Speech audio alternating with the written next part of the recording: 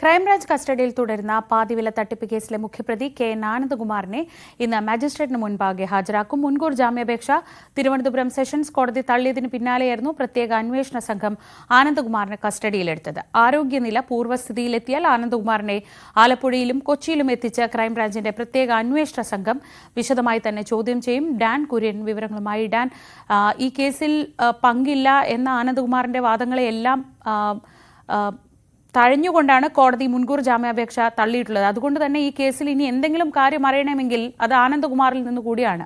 പക്ഷേ ഈ ആരോഗ്യസ്ഥിതി എന്ന വാദം എത്രത്തോളം അതിന് തടസ്സമാണ്? ശ്രീജ, ECG വേരിയേഷൻ ആണ് അദ്ദേഹത്തിന്റെ ആരോഗ്യ പ്രശ്നമായി ഇന്നലെ ഡോക്ടർമാർ ചൂണ്ടിക്കാണിച്ചത്. അതുകൊണ്ടാണ് ആദ്യം തീവ്രപരിചരണ വിഭാഗത്തിൽ പ്രവേശിപ്പിച്ച കാർഡിയോളജി വിഭാഗത്തിലേക്ക് മാറ്റി അവിടെ അഡ്മിറ്റ് ചെയ്യുന്ന ഒരു സാഹചര്യം ഉണ്ടായത്. വിശദമായ പരിശോധനകൾ നടക്കുകയാണ് എന്നാണ് ആശുപത്രിയിൽ നിന്ന് ലഭിക്കുന്ന സൂചനകൾ. മുറിഞ്ഞപാലത്തെ സ്വകാര്യ ആശുപത്രിയിലാണ് അദ്ദേഹം ഇപ്പോഴുള്ളത്. അവിടെ ക്രൈംബ്രാഞ്ചിന്റെ ഉദ്യോഗസ്ഥരുമുണ്ട്.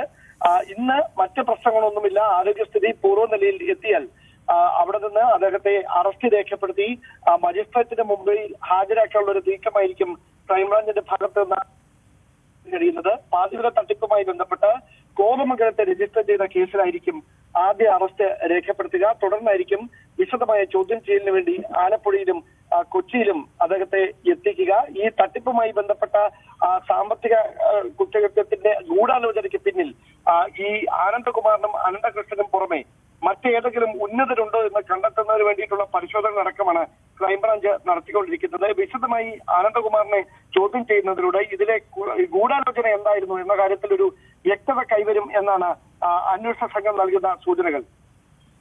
ശരി, ഡാൻ കുര്യനാണ് വിവരങ്ങൾ നൽകിയത് തിരുവനന്തപുരത്ത് നിന്ന്.